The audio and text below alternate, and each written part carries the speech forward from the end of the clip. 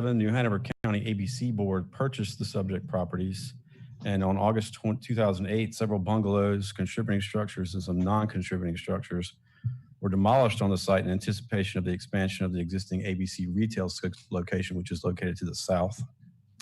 In March of 2013, the property to the south of this request was rezoned to the UMX as part of the initial UMX zoning initiated by the city. And February 20th of 2018, City Council rezoned the subject property from R5 residential to UMX CD, Urban Mixed Use Conditional District, for a mixed use building with 11,200 square feet of commercial space and 6 residential units and an ice vending machine. Next slide, please. The applicant proposes to modify the current conditional district to allow for a 3-story mixed use building with 1,700 square feet of commercial space and 28 residential units. The commercial space would be limited to office, personal services, retail, and restaurant with no drive-through facilities. Access to the site will be provided by a driveway on Sarah Alley, which connects to Church Street, and the modification would remove an approved driveway that is located on South 17th Street. Traffic data indicates that South 17th Street is currently operating near its design capacity, a level of service of E. There will be a decrease in the estimated vehicle trips associated with this proposal when compared to the current approval. There is no minimum parking requirement for properties located in the UMX district. However, the applicant is proposing 20 off-street parking spaces and 33 bicycle parking spaces would be required. Next slide, please. Here are the proposed elevations that the applicant provided. Next slide, please. The comprehensive plan identifies this area as an urban mixed-use center and a post-industrial inner-city revitalization area of opportunity. The plan calls for moderate to high densities and lot coverage, a rich mix of uses, and highly active streetscapes. The proposed development would provide a mixed-use building that satisfies the urban design principles that are found in our comprehensive plan for this area. The project meets the building design standards of the UMX district. It activates the streetscape, and it provides additional housing options. Staff believe this proposal is consistent with our comprehensive plan and the city's adopted focus area, and we believe the request is reasonable in the public interest and is recommending conditional approval. The Planning Commission voted unanimously at their meeting to recommend approval of this request. I'd be happy to answer any questions you have, and the applicant is prepared to make a presentation this evening. I got a couple for Brian. Mr. Anderson. The way this reads, there's no, I guess maybe missing a comma, or are there 18,750 square feet units? Is that what's proposed? 18,750. Okay. The comma kind of changes from one line to the next in the middle of the number, so it was missing. Okay. So we don't know necessarily the bedrooms or sizes. It's just that's the residential space. Yeah, it's 1,700 square feet of commercial. The balance would be residential in the maximum of 28 units. So the 6 residential units in the current zoning, do we have a square footage there, or it was just 6 residential units? I think it was just 6 residential units, and then they put the number of square footage on the commercial component of that. Okay, thank you. Okay, anybody else? Yeah, I've got a quick question. Yes, sir, Mr. Barnett. All right, thank you. Brian, how well did the applicant do with reaching out to the people in that area? Because I got a couple phone calls, even like today, saying that some folks didn't know this was happening and all that. The applicant might be able to shed some light on this when they come up, but I believe they held an in-person meeting before the pandemic kind of struck. And then post-pandemic, they reached out to and did a personal mailer with all the information about the request. I fielded emails and phone calls, and I believe they hosted a Zoom meeting or an online virtual meeting as well. Okay. And I believe he's been in contact with as many people that'll talk to him, but he'd be able to shed some more light on that, I believe. Okay, thank you. I got a question. Mr. Spears? My question is, who did staff talk to and who did the Planning Commission talk to about this project? We got a number of calls and emails from the public asking questions about the project, and then we explained what the request was and answered any questions they had. I don't have a specific list of names or anything.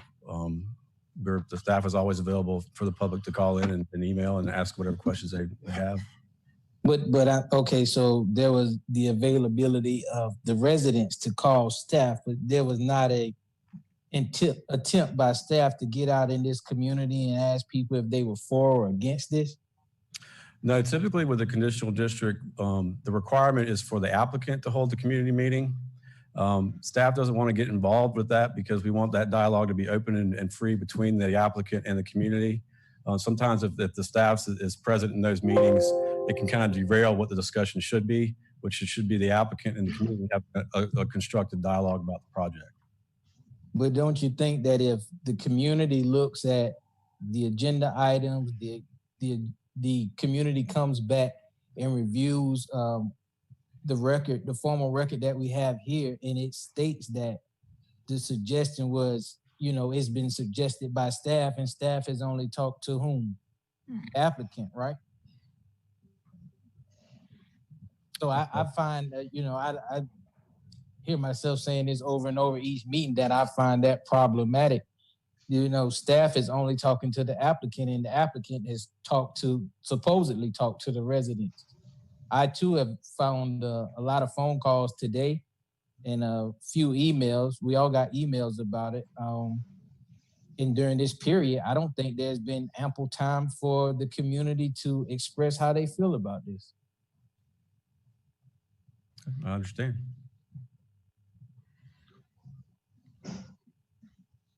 Mr. Mayor?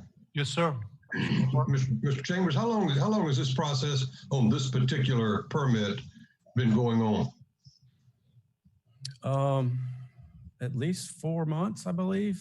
Okay. It's going on for a while, yeah. And one appearance at the Planning Commission? Yes, sir. Okay, thank you, sir. Okay. Anybody else? The property was purchased when? Just curious. When did they purchase the property? I'd have to defer to the applicant on that. I'm not sure when they purchased the property. All right, thanks. Brian, just so we know it here, I don't remember, I can't really remember, I guess I could go look, but who all was on council?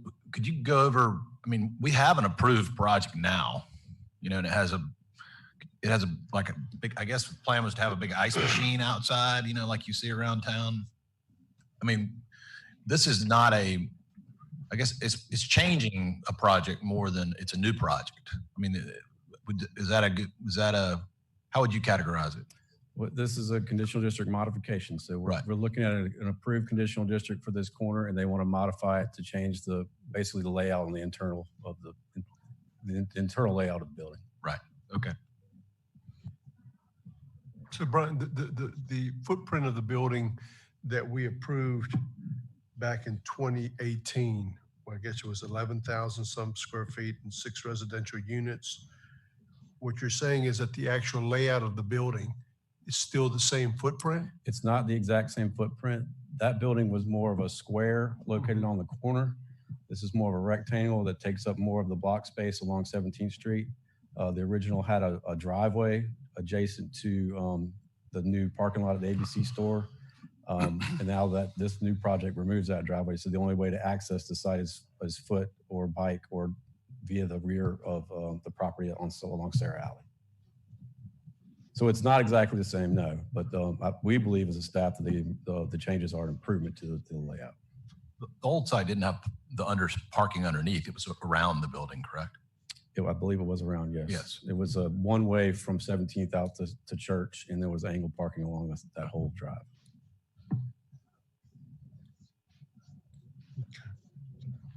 Go back to 213 real quick. In 2013, the property I know that we had an approval of the UMX CD in 2018. 2013, can you refresh my memory? What did we do in 2013? In 2013, that was when the city initiated the new UMX district and then proactively rezoned about 600 properties in the 45 corporate limits. One of those properties being directly south of this property. And that in 2013 was zoned UMX? Yes. Okay. And you had made a comment about, I know that 2007, the ABC had bought the property, tore down several of the houses in that area. What happened in 2008? You made a comment, I didn't pick it up. In 2008, that's when the ABC demolished the existing structures on that Okay, block in that's right. anticipation of the expansion. And obviously that expansion never moved forward. Okay, very good. All right, any other questions? Yeah, do we know how many family homes were destroyed when the ABC bought that block up? How many families were disrupted? I do not have that information. There were 3 houses there. On Right, this because property, 3 houses, I mean, the whole block, I don't know. Okay. They also cut down all the trees. Well, where the ABC board erred, they didn't buy the property subject to it being rezoned. They bought the property as it were with the thought process that there would be no problem to get it rezoned, and that didn't happen. Neil, did you have a question? No, I was just observing. I mean, the back of that block was all torn down, but it's about roughly half built back now with newer homes. But Any other questions? Okay, thank you. Thank you. This time, let's recognize the applicant.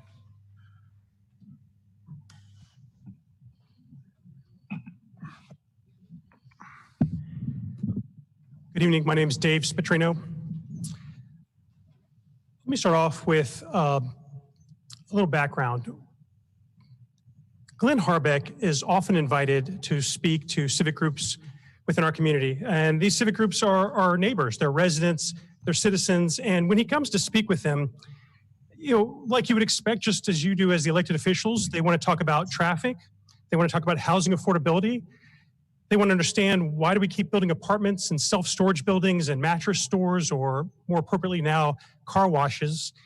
And Glenn does a great job of explaining that our community is going to continue to grow. It is going to grow with or without a good, solid plan. It's going to grow indefinitely. And the best thing we can do is prepare for that growth. And when I watch the room when he's speaking, the heads nod and they recognize that that's true. And then he says, listen, we can't keep growing the same way we have in the past. And I look around the room and the heads nod and people are listening and they agree. And then Glenn goes into a clear explanation. And I want specifically for some of the council members to understand that the comprehensive plan was not something that was created in a bubble. It wasn't created with Christine Hughes and Ron Satterfield and a slice of pizza and some root beer and making this thing up. The comprehensive plan is a plan from the community. And that wasn't just, you know, something that people just didn't wing it. We had hundreds of public meetings, surveys. We did, the volunteers that were on the committee, the staff hours, it's got to be in the thousands. And this didn't happen overnight. It happened over years. You know, when we come to a project, we don't necessarily just want to ram something down somebody's throat. We want to find out what's important and what people want to see within their community. So Glenn goes to his PowerPoint and it's great. I mean, he has people who are wrapped with attention because he's showing them things that show a pattern of development that hasn't worked. And again, the heads in the room nod. They go, yeah, we don't like that either. And Glenn goes, and we don't want this to continue forward. The patterns for future development, you know, can be connective, and they can, and as our community, as it thickens or as it sprawls, people understand what that means. It means they know what sprawl is. They understand thickening to a point. And then Glenn goes into my personal favorite part. He talks about infill redevelopment. And that's exactly what this project is. And he puts an emphasis on infill development because he says this is one of the ways that we can get the people to be closer to where they work or they shop, or we can get the places where they work and shop closer to the people. Now, we have plenty of single-family homes in Wilmington. Most of our codes were written to encourage a sprawl type of pattern. We also have very large, massive apartment complexes. And in most cases, those apartment complexes are 288 units or greater. And that is something that a lot of our neighbors see and they wonder, who's going to live in these places and where are they all going to drive? Well, I think one thing that we have that Glenn often talks about, and it's kind of where he loses the crowd a bit, because he says, we've got this single family on one end, and we've got these large complexes on another end, but we're missing the middle. And that's what I'm probably, when I think of the comprehensive plan, if you peel it back and if you look at it through the eyes of infill development, the comprehensive plan wants the missing middle too, because the comprehensive plan says, hey, look, we want diverse housing types. We want varying degrees of affordability. We want these new housing types and these new developments to be in walkable communities. We want them to be along arterial streets. We want them to be in the transition area where you go from the single family or you go from the massive development. We want this to be the kind of the transition piece, the in-between piece.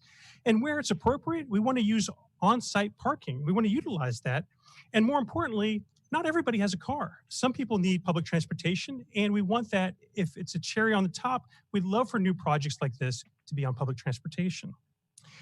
And I think of, Glenn Harbeck, when he's doing this presentation, he has a bit of a problem. And the problem is he's showing pictures and images, but a lot of his images of the type of development he hopes to see, not all of them are from Wilmington. And I think that while our project isn't necessarily going to completely solve the challenges we have as a community as we thicken up, or if we choose to sprawl out, but this project is a step in the correct direction. It's a platform from which others can emulate, hopefully, and build on. It takes an arterial street, which most people aren't willing to invest as their primary residence, but they're willing to rent or occupy.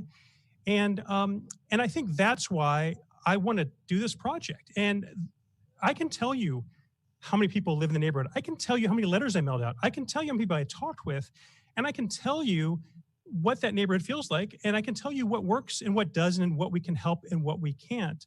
But I think I should be the person answering those questions, because it's my neck on the line with regard to making sure I get and address appropriately. So I'd like to go to the first slide, please.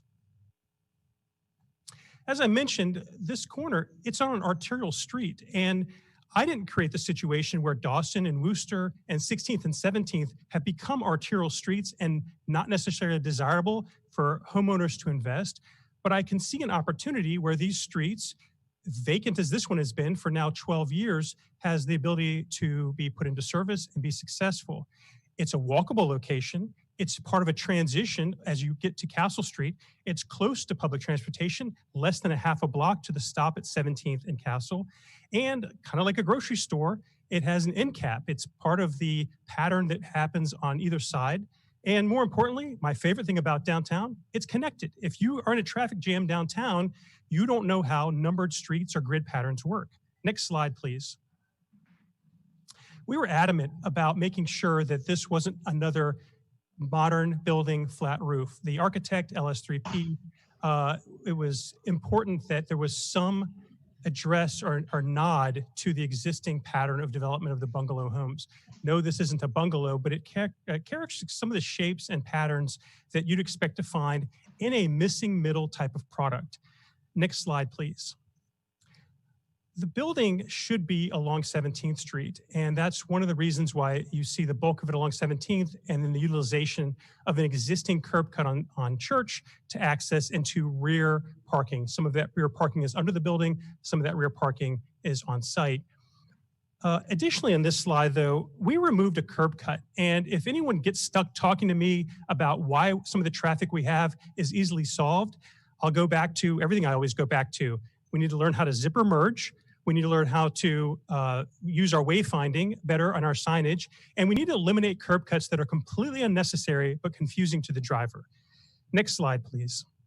This rendering is as you see it approaching from Castle Street.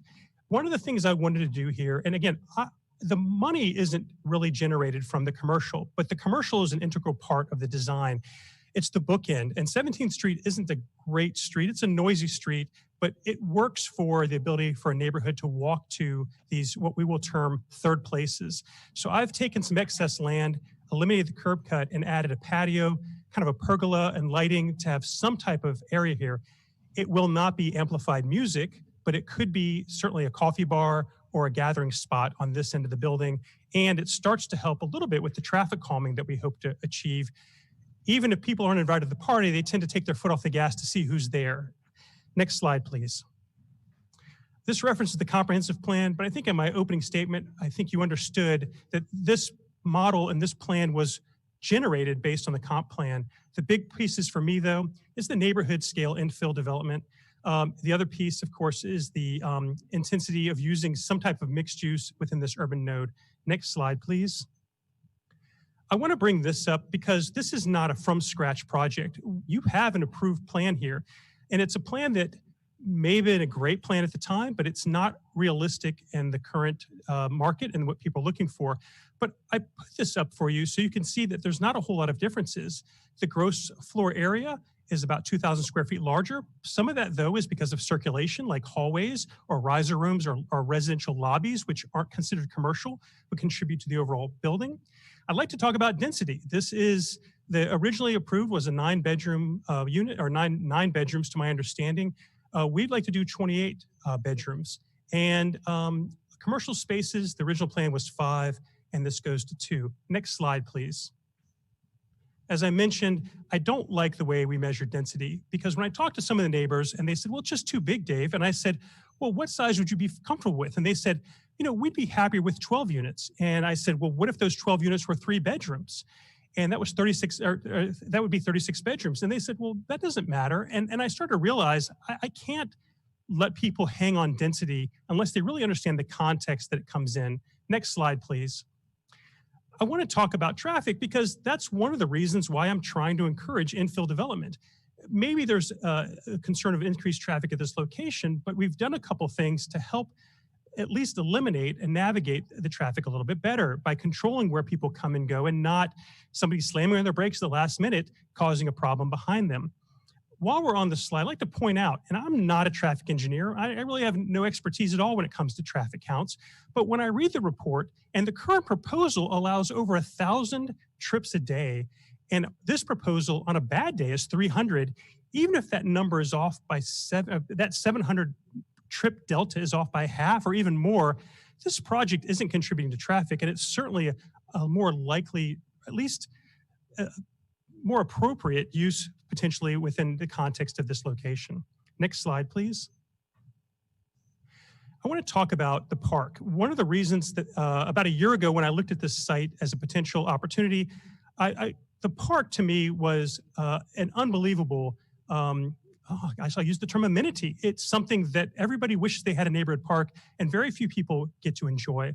I lived in this neighborhood in the early 1990s and I never went to that park. It was a split rail fence. I went to it one time and it wasn't very welcoming. It wasn't maintained and I didn't feel very welcome when I got there. And so my park when I was living in this area was more along the creek down at the bottom of the hill. But I don't think that has to always be that way. I think with the influx of people and some of the traffic improvements we're hoping to see at this intersection, not only we'd like to see this park really be celebrated, next slide please, but we really think, next slide please, that it could be more energized and become something not just for the benefit of 1 or 2 people who are adjacent to the park, but more along the lines of an entire neighborhood being able to access and utilize that park. Next slide, please. I have a lot more to talk about, and I recognize that my time is limited, and I appreciate being first, but I know there's other people behind me. What I'd like to do, though, is let you know that I can discuss a lot of things in detail, and those details can be the background as to how we got here and why this product versus something else. I can also explain the demographics. I can tell you the age of the people that will live here, whether it will skew younger or older based on other similar projects. I can also tell you about the affordability of this project and projects like this and why they're important for our community to encourage, embrace, and endorse more projects like this. Additionally, I'm glad to talk about density. It's my current favorite hot topic right after curb cuts. Also, and I have to make a note of this because one of the council members who's not here brought it up to me, is parking. I'm going to tell you a secret because I'm glad to do it, but if you'd like to talk about parking, I have a ton of information and I'm going to tell you the value that the city has in their on-street parking that they should look at when they're looking at encouraging people like me to do projects like this. Additionally, I can talk at length about traffic and traffic calming and my ideas.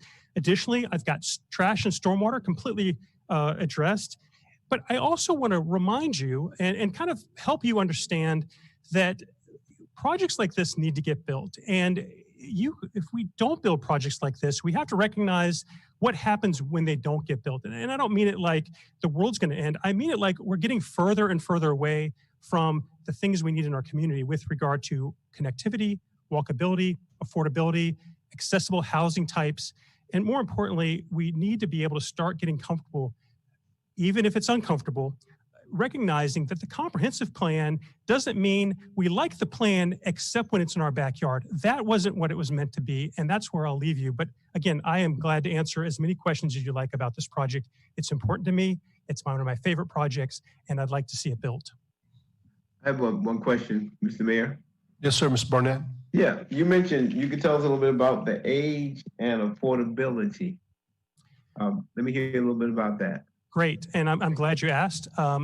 So this location will skew a little older. The demographic will be closer to AARP than they would be to a younger crowd. We have a project at 5th and Wooster, which is a really tough location when you look at some of the challenges.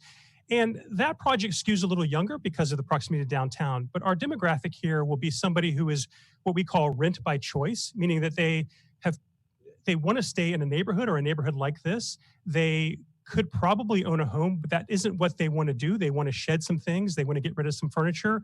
They got a new daughter-in-law they want to slough some stuff off onto. And so this product and this project is likely to skew more to people who are going to appreciate the neighborhood that's immediately around them and not necessarily the proximity to the closest pub, nightclub, or bar. Would you like to talk about affordability? Yes. Great. So as you may or may not know, I am your vice chair on your, well, if you're at the county, it's workforce housing. If you're at the city, it's affordable housing. So we just call it Workforce Affordable Housing Commission. And it's a big deal because it's important. But also when I look at the people in that room, the volunteers, and we are all volunteers, it has your usual suspects. It's got your housing authority and your Habitat and your Good Shepherd. But it also has a cross-section of people who genuinely want to figure out how to solve this problem and solve it so that everybody can get behind it. We've been talking with the city, specifically Suzanne Rogers, about how we can introduce more housing affordability into our projects. Suzanne's side of it is, hey, we have these incentives and these things that we can help you with. And our side of it is, look, it just needs to make sense. And it doesn't need to make financial sense. It needs to make logical sense. So in this specific project, and in anticipation of your question, Reverend Barnett, I went ahead and grabbed what is called the home rents, which are published annually by HUD, and home is HOME. And I specifically tried to factor in what the 2019 home rents are against what our proposed rents are on an average one-bedroom, one-bath house housing unit. And let me, while we're talking about this, we are at a sincere and severe deficit of one-bedroom housing. If you only need one bedroom, but your only option is a two-bedroom, you're going to pay at a minimum $200 more per month for that extra bedroom.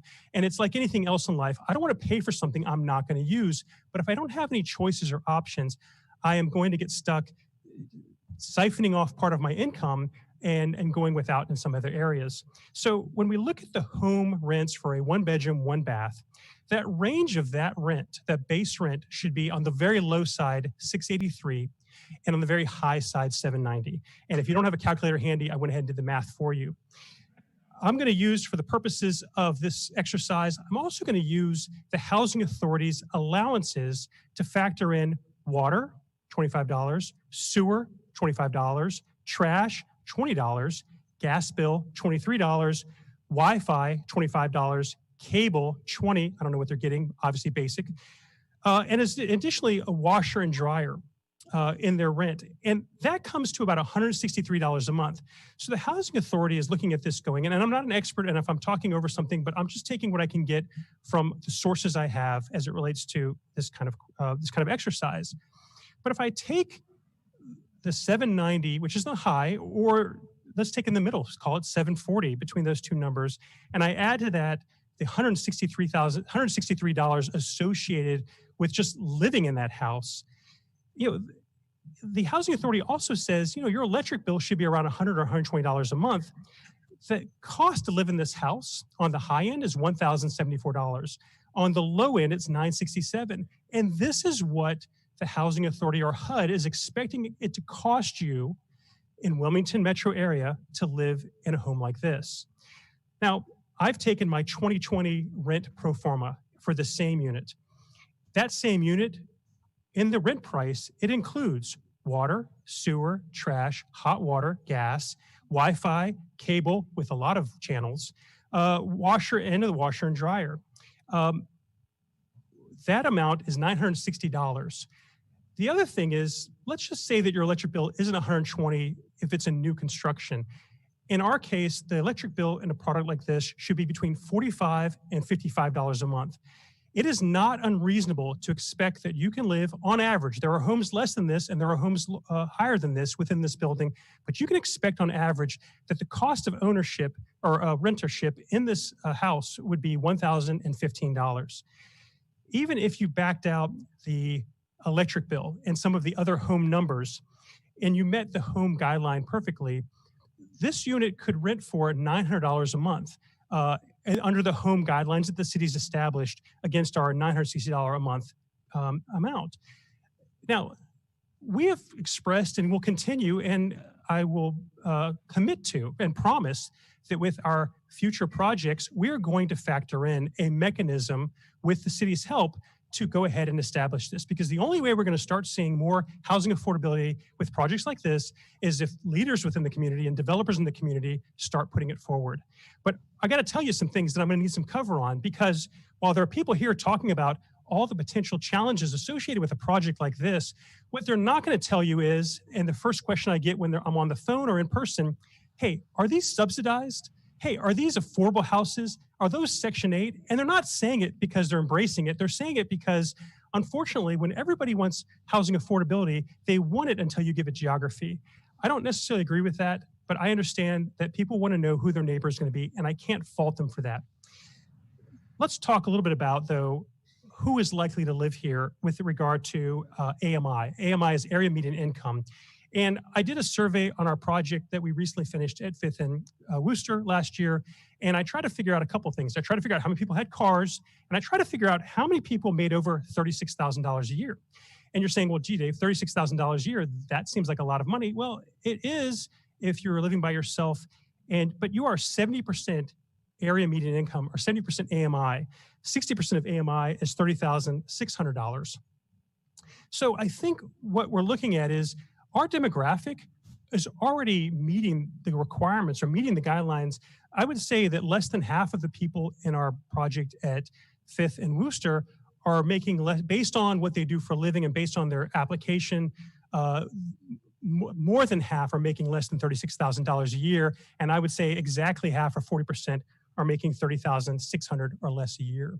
And their housing is costing them, in round math, about $1,000 or a third of their income each month. Can I give you another challenge, though? And I will go ahead and share this with you because Suzanne Rogers has been unbelievable in allowing me to hit her with all of these questions, because my world is I've got to figure out what people need, I've got to build it, and then I have to sell it to them. That is my job. And my job centers solely around housing and finding places for people to live.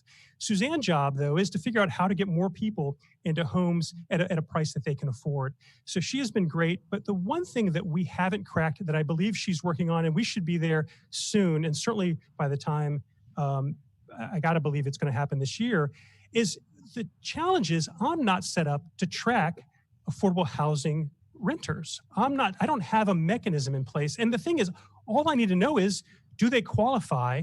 And every year has their income changed that changes that qualification. And that I can figure that out, I think, but what I can't do is track it. And I think the city, and I believe the city is going to figure this out, not just for me, but you have other developers who know what's coming, and it's good business to figure this out. And we are fine. We've always been fine being innovative in situations like this. So you can count on this is coming. And this specific project, I would argue that we are already there, but I'm going to be able to prove it hopefully soon. Okay. Anybody else? Yes. Yes, ma'am. Mr. Spatrino, would you speak to the idea of talking with people in the community and address Kevin's concerns about that, about what you're, Absolutely, and I'm glad you asked. So, what was frustrating, it is, and again, I get it.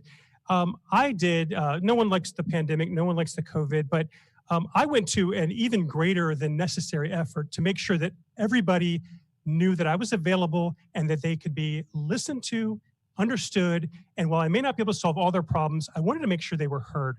I'm not an idiot. I know how difficult this process is. And if you have neighbors that aren't supportive, it just gets harder and harder. Even when you can do something by right, it's still a difficult situation when you have neighbors that don't support or don't fully embrace what you're proposing. Now, here's the challenge that this, again, I don't know how to solve this problem, but it's years ago, I only had to notify 100-foot distance from my property lines. That's since been changed to 300, but the bulk of the emails didn't come from the people I sent it out to. I mean, I can cross-reference, I got the data. I can see that the 219 mailings that I sent out to 73 different people, of which the people who wrote or spoke against, only a handful of those people reached out to me or contacted me. Many of the people who had an issue with this project were outside of that circle. So to Councilman Spears, I hear you. Your issue is, how come people are asking me about this? Why is this cloak and dagger? It's not. It's not that at all. We actually had 2 meetings. I had one person, the lady was wonderful. She called into the Zoom meeting and she's like, oh, I don't really want to talk. I just want to listen. And I said, well, you're the only person that called. So we talked for 50 minutes about her history of the neighborhood. And she expressed her concerns and I heard her. But to even acknowledge that, I mean, I'm real accessible. My cell phone is everywhere. My email address is everywhere. Everybody got, if they didn't get all 3 letters, because I sent one that I didn't have to send that say, hey, this is coming. Then I sent one that said, this is what we're working on and this is what it's going to look like. And then I sent another that says, listen, nobody came to my public meeting and I get it. Everyone's a little freaked out about what's going on, but please reach out to me and call me. So the only people that have a leg to stand on that I didn't reach out to them, and I don't mean any disrespect, but it's the people outside the 300-foot radius where they weren't even gotten something in the mail. Now, I don't know if there's a better way to share what we're doing with the general public as a whole. I recognize staff's concern that they can become a distraction because I've watched it happen. Staff shows up and you know what they talk about? They don't talk about my project. They talk about things they don't like about somebody else's project. And I want them to talk about my project. But I was, when I talked to some neighbors, some of them were still very upset about the ABC store. And I got to tell you, I was upset about that too. I was part of the efforts that Susie Hamilton had with regard to not demolishing buildings without an approved plan. I endorse that. Again, as I said, I've lived in that neighborhood. No one likes to see that happen, but it did happen. And a number of years have gone by and a previous plan could not get off the ground. And last July, when I brought this up to staff and said, why isn't that going to work and what can I do there? Staff said, listen, why don't you tell us what you have in mind, but make sure you follow the comp plan, which I have. And I'd like to make sure that that's brought up. But I want to make sure I reiterate, 73 neighbors were required to be notified within the 300-foot radius. I mailed out 219 mailings. I had an on-site meeting, I had a Zoom meeting, and I spoke with no less than 20 people, and I've met 3 people on site with our masks walking the site. And one neighbor in particular, I'm not sure if he's here tonight or not, he lives on Church Street. He actually had a really good idea that I hadn't thought about, and actually 2 ideas. One, he appreciated that this building and the configuration would probably block the noise from his home while he's on his front porch from 17th Street, which again reiterates that it's a challenging street. We know how to navigate around that. But the second thing he had was his real sincere concern of managing parking, which we talked about and addressed, and he gave me some good ideas that we plan to implement.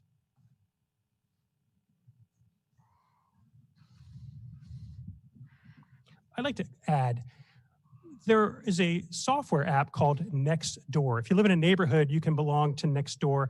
I don't know exactly how it works, but what would have been helpful for me is if I had the ability to provide that information through Nextdoor to the neighbors, because a lot of the neighbors who contacted city staff 24 hours before planning commission meeting or sooner, a lot of those comments were repetitive and some of the same, but they were obviously disseminated in a more appropriate way than the way we disseminated our information. Again, I'm working with the tools that I have. If it wasn't COVID, I would have done what I've done in other neighborhoods when we have projects like this. As I go door to door, I have my card, I have a memorandum, and I explain, more importantly, we're your neighbor and we want to be a good neighbor. And if we're doing something or someone that works for us isn't acting right, I need you to call my cell phone number. And they want to know, when are we starting and when are we stopping? And they want to then talk about how we can help improve things that may not be under our purview. But you know what? I like planting trees and I like making pedestrian crosswalks work. And I like to see city parks like Officer Nunley's Park become more activated and become a real asset to the neighborhood. And that's important to me. I have a question. I have several questions. So, Ms. Spears, go ahead. Mr. Spatrino, you stated that you've lived in this community, right? In the 90s? I lived here. I lived at 2006 Wrightsville Avenue. I bought Miss Davis's home, who'd lived there for 65 years, had our original 1940s stove. I lived in that house next to Herb, the bail bondsman, from 1993 until Kathy was pregnant with Nick. So we moved out of there either 2000. So I owned that. I lived there for 6 years. Okay, great. I too used to live in that neighborhood. What street? I lived on 18th Street. Okay. I actually lived between Church and Nunn. Nunn is the next street over, right? So we probably shared a backyard. Yeah, if you live next to her, I often roll past your house going to Wallace Park. So you describe that as the neighborhood, right? So that neighborhood goes from basically 17th Street all the way down into Wallace Park. So this thing butts up to Forest Hills, right? You consider that the neighborhood, right? I don't know. When I think of the Ardmore section, which is what we're referring to here, I center it. When I think of this neighborhood, it's probably skews more toward Castle Street. 17th Street and 16th Street are tough streets to live on. It's great for your churches or the white front. But when I lived, and I'll just, we're having an honest discussion. When I lived I had a dog, and I would walk up Ann Street past Herb's house, and I'd cross over 17th Street, which, again, if anyone remembers, 17th Street was way worse than it is now because MLK hadn't been built yet. And on Saturday mornings, you couldn't get across the street because everyone in Brunswick County was working their way up to I-40. But when I would cross over there and walk to that park, I couldn't let my dog off the leash because he was not very bright and he would have run out to the street. But I walked the neighborhood, that park, and at that time, it was very clear that that park was not getting the attention from the neighbors or the community as a whole. The people that were in that park weren't happy to see me because I was interrupting what they were doing. And what they were doing wasn't something that's happening now, thankfully. But at the time, it made me uncomfortable. So I worked myself down to Wallace Park. Right. So that park is 1,000% better now. But we're talking about the radius of the neighborhood. So with knowing that, so I lived on 18th Street. One of my best friends lived on Gibson. Had another one who lived off of 19th and Castle. Okay. So basically that's the entire neighborhood. And there is nothing in this entire neighborhood that fits what you're proposing. And I get it. You're talking about what the future looks like for our city. I understand that. And again, you talked about your due diligence as far as informing the neighborhood. And you said by law, you only have to communicate with people 300 feet away from the property or the proposed development, right? Right. But that's not the entirety of the community. That's not the entirety of that neighborhood. I too live there. And if we talk about the demographics of that neighborhood, you're talking again about older Black families. And this just does not fit into the model of what that neighborhood is. And I think the neighborhood is being disrupted. Let me answer that if you would. Councilman Spears, I mean, you made it real clear to me at the last meeting that, you don't like what I do for a living, and that's okay. You don't have to like that. But if you've ever tried to get 5 people to decide what they want for dinner when everybody's starving on a Friday night, you know how difficult it is to get 100 or 200 or 500 people to agree with what I want to do on a project on land that is following the guidelines of what's most realistic at a location like this. I would never support a project like this on 18th Street or 19th Street or even that section of Wrightsville Avenue. But 17th Street is absolutely completely appropriate. And I hope that at one point you will allow me to reach out to you or respond to me and allow me to give you just a little bit of information as to what we think about when we think about this neighborhood. When I think about this location specifically, I'm not trying to lump myself in with the neighborhood of you and your friends. What I'm trying to recognize is what's already occurring at Queen, at 16th, at 17th, at Castle, and now at Church. What's already occurring is a momentum that if somebody doesn't come in with strong ideas and good projects, when the rest of the ABC store gets rebuilt, which by the way is UMX by right, when the rest of that site gets developed, if we don't show them what the benchmark is, we are going to get stuff that meets the code, but does not meet the comprehensive plan. And that's something that is important to me. And it's apparently important to you. So I'm glad to help you, help me get to that point. But if I don't start bringing projects that can be successful, and that means financially successful as well as aesthetically successful, we aren't going to be able to solve these problems. And if you don't think that there's a potential that some of the neighbors in your neighborhood, whether they're black or white or older or younger, wouldn't see an opportunity where they could say to a child coming back home, look, I'm glad you're moving to Wilmington, but you can't live with me. Or to a parent who says, I love this neighborhood. I don't want to take care of this house anymore, and I want to stay near my church. If you don't think a product like this, a project like this, isn't something that they would be excited about once it's here. I get on paper, it's hard, but once it's here, I'd like the opportunity to prove you wrong. Well, sir, I don't want to not like what you do. It just happens to be that, you know, there seems to be a pattern about what you do. And I'm just going to be honest about it. And I would really love for the rest of council to pay attention to it, and even staff. I don't want to stonewall you out. You're conducting business, but you seem to be conducting business in places like this. And it seems like you're capitalizing on the lack of response by neighborhoods, the lack of knowledge by neighborhoods, and just, I mean, I don't know how you find these properties to propose these developments, but I mean, you do a great job at it. You're everywhere. Well, again, I would like to believe that it's because I've done a good job, and that's why I'm everywhere. If I wasn't good at my job, I wouldn't have anything going for me, and I wouldn't have the support of the community as a whole. One thing, though, that I've got to help you understand is that this is the hardest type of development there is, because if it was easy, there would be lots of people behind me doing urban infill, missing middle housing. I do it because it's hard. I do it because I enjoy it. It is not how I earn my living. It's how I hope to retire one day, although I doubt I'll ever retire. But at least, and the promise I made, and I can tell you when I moved to that house, that little tiny house on Wrightsville Avenue, when I moved there, I just wanted to survive. I lived in a house, I lived in one room, I had no kitchen, I washed dishes in the bathtub, and I thought to myself, if I can just get through this week and get through this project and get through the next week, you know, I'll make it happen in Wilmington. Well, you know what?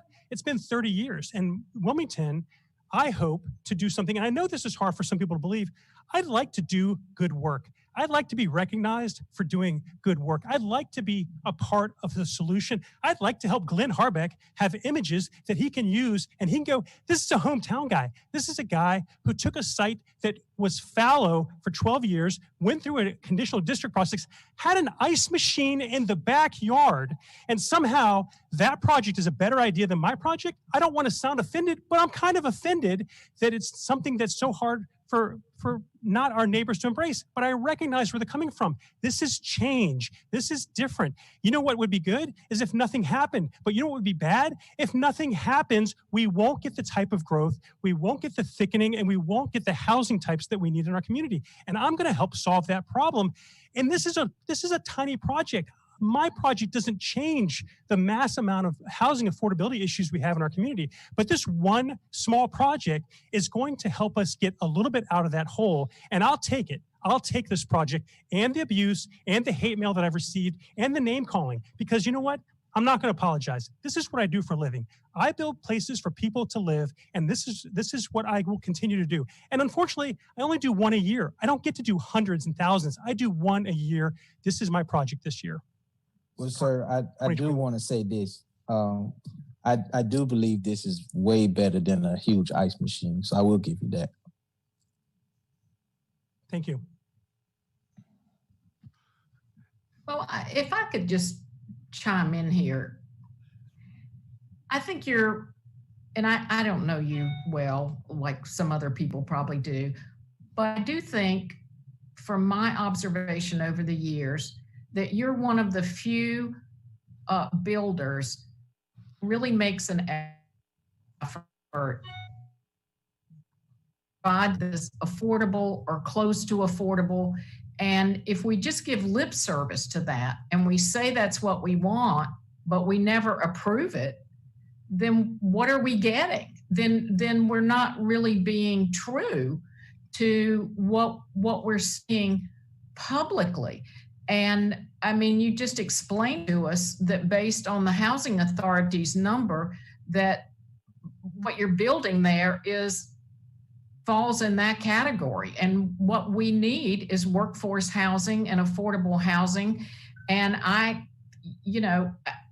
get that this is not a terribly new project. It's perhaps an improvement, but it's different than the project that's already been improved. But I don't know anybody else that's taking a year to build units that are affordable.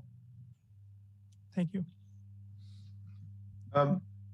I want to talk a little bit about that too. I commend you for wanting to do affordable workforce housing. You made a statement that in order for this project to really work, you would need some help from the city, okay? And also you alluded to the idea of whether or not this will be subsidized housing. Talk a little bit about that for me. Well, I don't necessarily, I mean, of course I need the city's support. I wouldn't be here if it wasn't something that staff supported. I mean, that's a bad idea. You don't show up and bring something that people can't get behind. And you can look at the blue dots. I mean, we check off a lot of the boxes. This is a good project. So I've got that covered. The things that I'd like to do, and again, we're doing a big enough project that I've got the resources and the ability to make investments in our own neighborhood. Now, again, my big investments, I like vegetation. I like trees. I like street trees. I like big street trees. I also like crosswalks. And as I told you earlier, I like getting rid of curb cuts. That park is a wonderful asset for our building. And that park really doesn't really have any identity. It's got a couple alleyways running through the middle of it. It does have the barbecue grill. It's got this, it's a monument to an officer who was killed nearby back in the 70s. But I would like to see that park become something more activated. And I can't necessarily, it's not my park, it's your park, but I'm willing to help and I'm willing to work with your staff to find ways, because I've already been tasked with getting better access across 17th Street. Now, the good news on 17th Street, it's only one way. I got some locations where it's two-way, and that's really hard. 17th Street's one way, so you're only worrying about one direction. I wouldn't let my fifth grader cross it necessarily, but I believe that some landscaping further up to Castle Street at that light, as well as our building being up on the street, and maybe, I'm not saying it can happen, but maybe we start to see a reduction in the speed limit, which is currently 35. We might find that that park becomes a little bit easier to navigate to, or more compelling reason to navigate to that park. And I'd like to see that. With regard to subsidization, and again, I don't mean any slight on this. There are people who are need and would not be able to survive without that support. And everyone agrees with that. I mean, the people I talk to, everyone knows that at some point in everyone's life, you are going to need some help. And whether you want to admit it or not, what I am running into, and if we are going to be serious about housing affordability in our community, what I'm running into is, if I say, and note, I said housing affordability. I didn't say affordable housing, because when I talk to somebody and I say affordable housing, they think of the worst project that has ever existed in the entire world. So I have to reframe how I say things. And if I'm at the county, I got to say workforce housing. But in the city or the county, I don't care.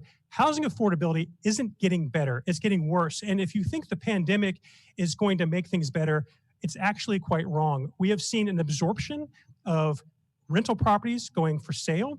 We have seen an absorption of housing units. Our inventory has dropped dramatically. House prices are going to be going up, and we're already behind where we hope to be. This project doesn't clearly fit. It is not subsidized. It is not necessarily fall in all the framework. But what it is, much like our other projects, we wanted to create a clean, safe, affordable place to live. And that's what we're trying to do here. But when my neighbors asked me, and it was the first 2 phone calls I got when that letter went out, that's how I knew I got the letter.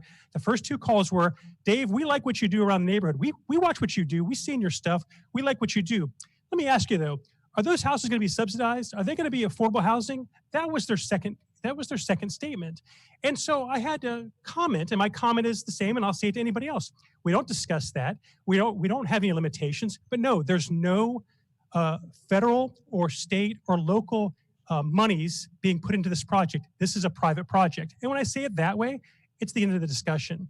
But if you ask me to come to you with a project and it includes affordable housing or housing units that perfectly meet Suzanne Ryder's guidelines or the home guidelines, be prepared that I am now going to be dealing with people who won't say out loud, we don't want affordable housing. What they will say is, we don't want this big project here. We don't want this many units. They won't come out and tell you that they don't want affordable housing. What they're going to come out and tell you is another reason why you should say no. So I'm not sure how you're going to navigate that, but I have no problem bringing it to the forefront because, again, we're not going to start solving this issue if we don't start changing the way we grow and the way we approve projects.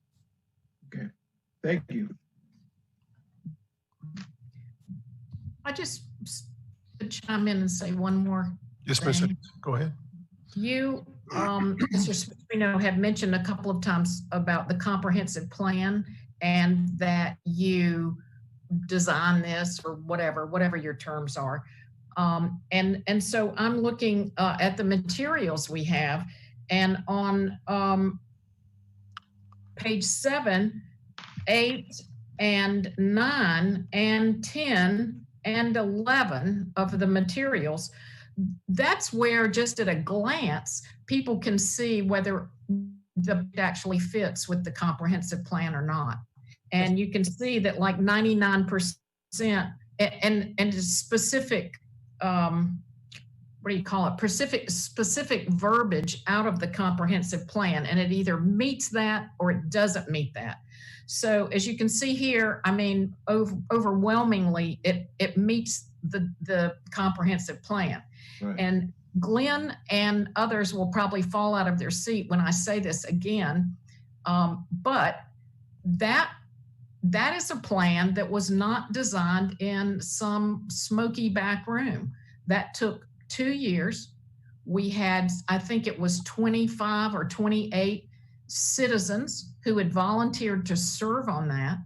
It was everybody from the Riverkeeper and the Sierra Club and all kinds of other people. And they had a series of over 18 neighborhood meetings. And you could go to any or all of them. I went to a bunch of them.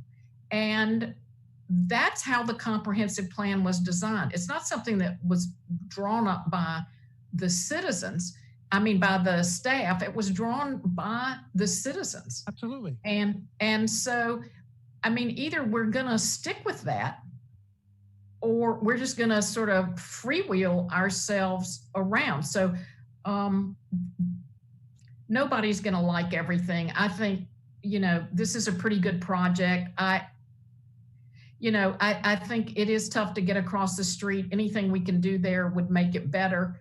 But I like affordable units. I think we have to put our money where our mouth is and trying to promote that kind of thing. So that's just me.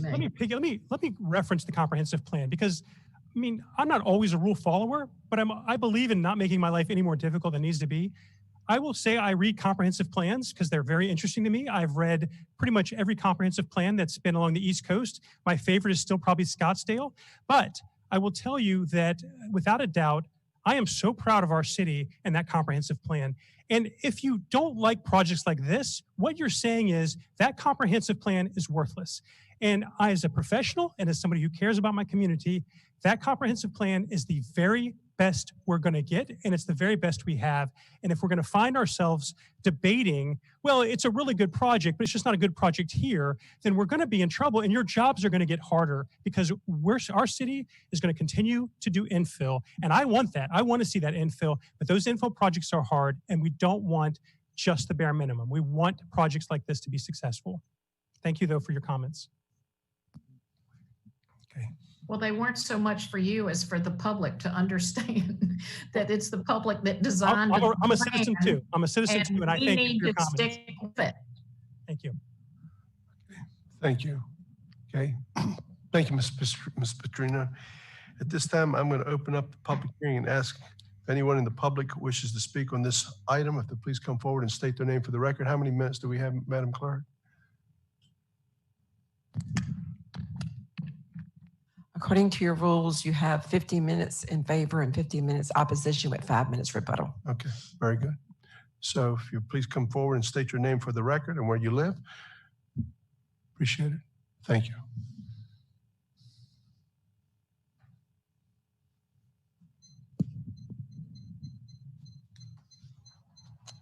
Good evening. My name's Michael Dell. I live at 216 North 19th Street in Wilmington, and I am opposing this project.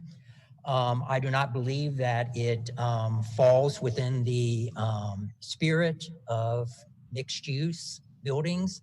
The original project, which was approximately 10,000, 11,000 square feet of commercial, and I believe 6,000 square feet of residential, is meeting the needs, because under mixed use, they say that they want nothing less than 20% and nothing greater than 60%. Under this present plan, it is 9% commercial. I really sort of question, and it's 91% residential. I'm sort of questioning if he is trying to avoid being under multi-housing, to change the zoning to multi-housing. He's going to have to deal with setbacks and other things. So I think he's throwing in the minimum amount of commercial that he can in order to put high density multi-housing on this lot. Excuse me, I'm not a public speaker. Also, the drawings are sort of vague to me, because if you look at his schematic elevations, he has storefronts on the end of 17th Street, which would be closest to Castle. He has storefront on Church and 17th, and then he has storefront on the rear next to the alley of it. But yet he just has 2 commercial spaces in his building. So like I said, I think that it's a little bit of a fluff, what he's putting on his drawings. And there's a couple of other issues that I have problems with. There's presently a 14-foot wide alley in the building. He is using that one single curb cut for his entrance and his exit, for his parking lot, and for the back of these units. I don't believe that the people on Church Street deserve to have a backup of traffic when one person's trying to get in or another person's trying to get out, okay? The other thing is about trash pickup. I've heard that this has been addressed by the, Planning Commission, but I sure did not see anything about it. And I don't see a place where he's saying that people would be having trash picked up. Or is he having all of this stuff just placed out on Church Street? And then who is going to be guaranteeing that this stuff is being pushed back into the building? One last point is, last night there were 3 of us that walked from Castle Street to Nunn Street, 17th, 18th, and 19th, and we knocked at all the doors, and we had a flyer that had what was being proposed here and your contact information. And I spoke personally to about a dozen people in those 6 blocks or whatever it was that we were talking to. Not a single person was aware of this project. There was that billboard from the prior project, which was sitting out on the road for over a year. Everyone thought that that was the project that was under hearing today. People were shocked when they found out that it was 25 apartment units that were going into this, into that block. It's almost like fitting 10 pounds in a 5-pound bag. And so people know that they already have a shortage of parking in the area. They know that it will end up, if there's only 20 cars, for his 2 small token commercial spaces, plus 25 apartment units, they know where the excess cars are going to be parking. And so people in the neighborhood are not for it. That's why you probably got several phone calls and emails today, because no one was aware of this project.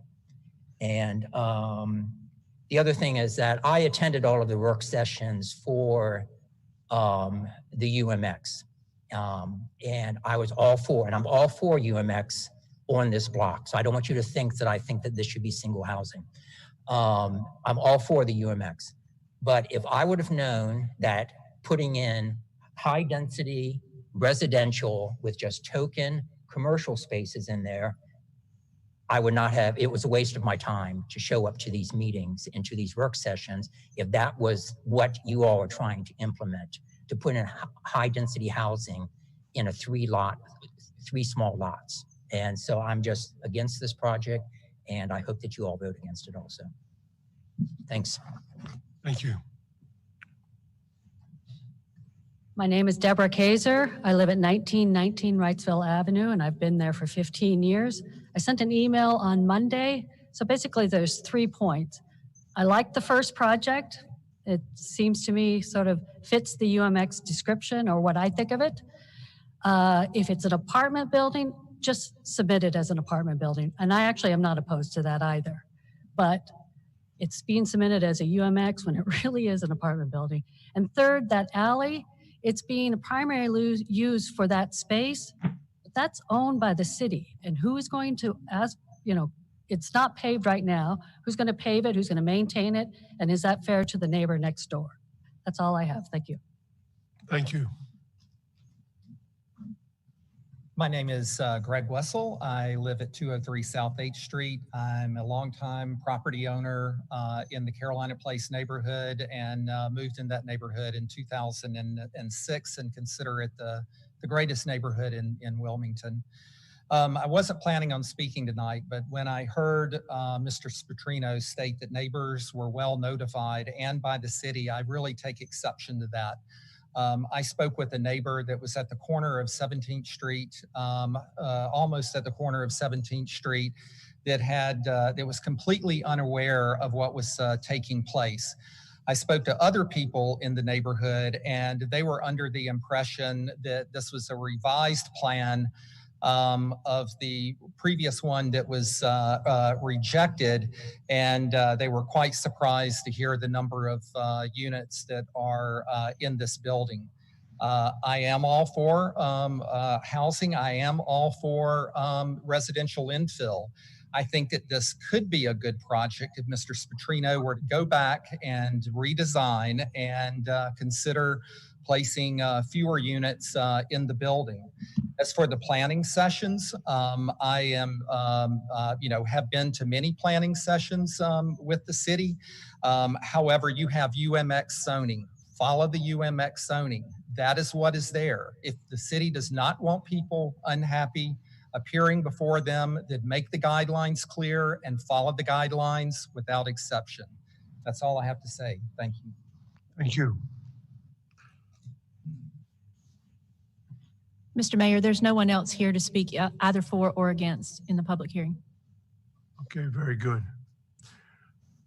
Mrs. Spatrino, did you have an opportunity to rebut?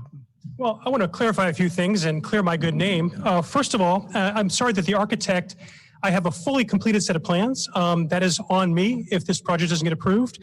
But the storefront along Church Street includes the resident lobby so that someone can have kind of a welcome to home before they get home.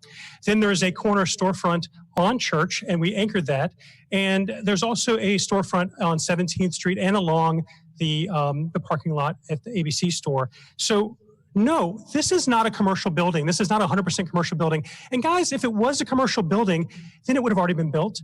I don't know how to, I'm not trying to give an economics lesson here, but I don't really want to do commercial because in some cases, we were talking about subsidization. When I do the commercial on day one, this commercial will be subsidized. And what I'll likely do is find somebody who is deserving and willing, like I've done with other projects, find a nonprofit, ask them what they can pay, and take that. At some point, when this neighborhood gets developed and when we see more growth and more housing, well, then the commercial might work. But no, I'm not trying to fake anybody out. This is a residential building, but it does have 2 meaningful sized commercial spaces that are intended to grow with the neighborhood when it's appropriate. On day one, they'll be built. But the reason for the storefront along Church isn't because I'm trying to head fake anybody. I'd like the people who are entering the lobby, when they come and go, I want them to be able to see what's on the other side of that window. That's why that's there. The trash, as I've explained, and I sent Mr. Dell and Mr. Wessel a very detailed email the day after the Planning Commission with all of my notes, answering everybody's questions, and that was 3 or 4 pages long.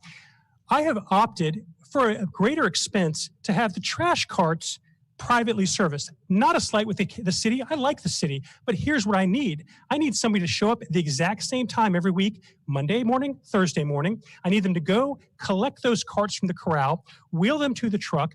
Don't come in my alley. You're going to be on Church Street. Dump those 4 or 5 carts, wheel them back into place, and put them back in their corral.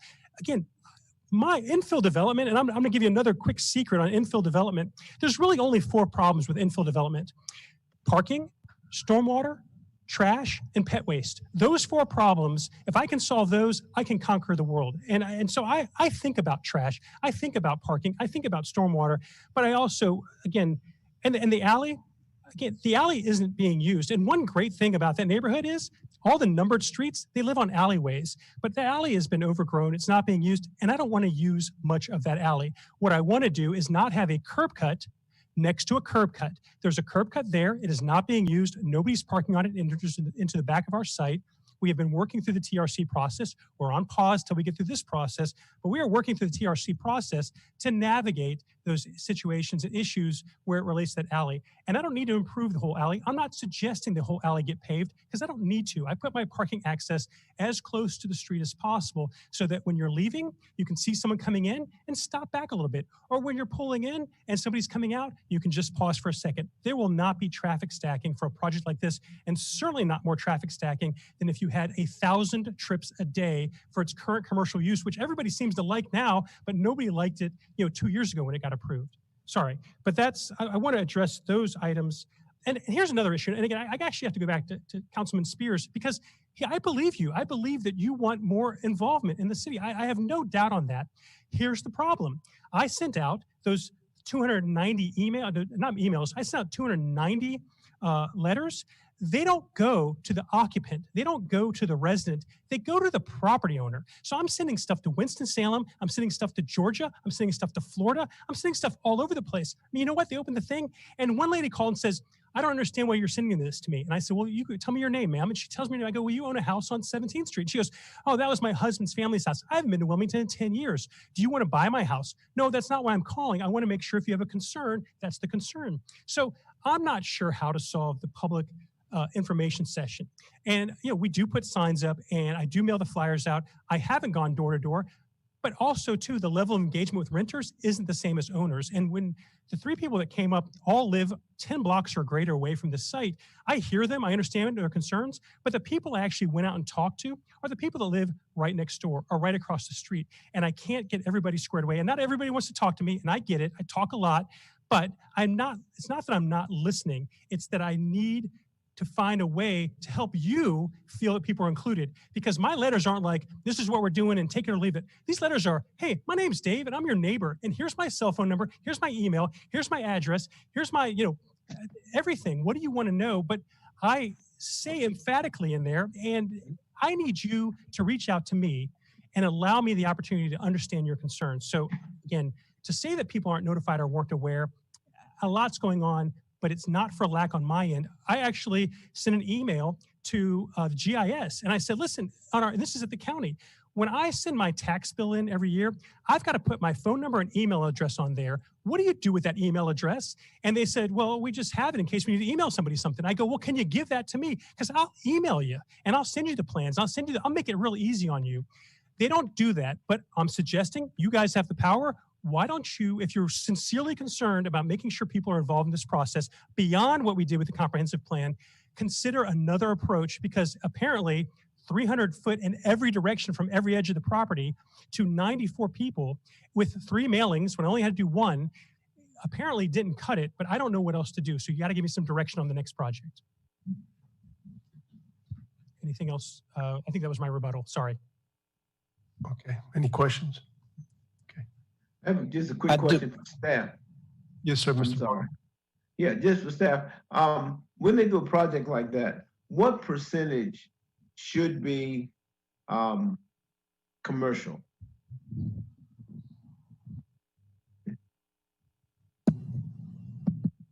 Can you hear me? Yeah, now Yes. you say Steve. Yes, sir. Yes, the UMX currently doesn't have a minimum commercial component requirement. It's basically staff's judgment as to whether it's a meaningful space that actually could be occupied. You can't just come in with a broom closet and say that's my retail store. It has to be something that could actually be commercially viable. We haven't run into a situation yet where we said no, that's not going to work. I guess I would anticipate if that did come up, the applicant, wanted to argue with it, we would just make an interpretation, and ultimately the Board of Adjustment would have to make that call. But there is no minimum. It really hasn't been an issue at this point because all the UMX projects that have had a commercial component, we feel it's a meaningful space that actually could be commercially viable. So you felt that this project has a meaningful commercial component to it? Yes, sir. Okay, cool. And just to the applicant, what do you say you're going to put in that commercial part? Well, unfortunately, on day one, there's not a whole lot of users for commercial. The commercial is important. It's important for the streetscape. It's important for traffic calming. So I'm setting it up for success by trying to anticipate who might go there. On the space, the larger space that's closest to the ABC store that has the outdoor patio, kind of the brick walled garden with the carnival lights going over top. And in that image, I'd really like to see, and the term is kind of a third place. It's not your home, it's not your work. It's kind of that third place that you might go to. Again, I don't want a cooking facility. I don't want a hood vent. I don't want takeout necessarily in that respects, but a coffee bar, a panini bar, or something that doesn't have amplified music, I would gladly focus and encourage someone to go there. On the other end, I think it's going to begin probably with a nonprofit. Again, there's not really a demand for retail on 17th and Church. There will be one day, and I've got a plan for that. But on day one, I've set it up very much as a retail space. I'll probably work, and I was speaking with one of the neighbors, maybe something along the lines of an art collective, an art gallery.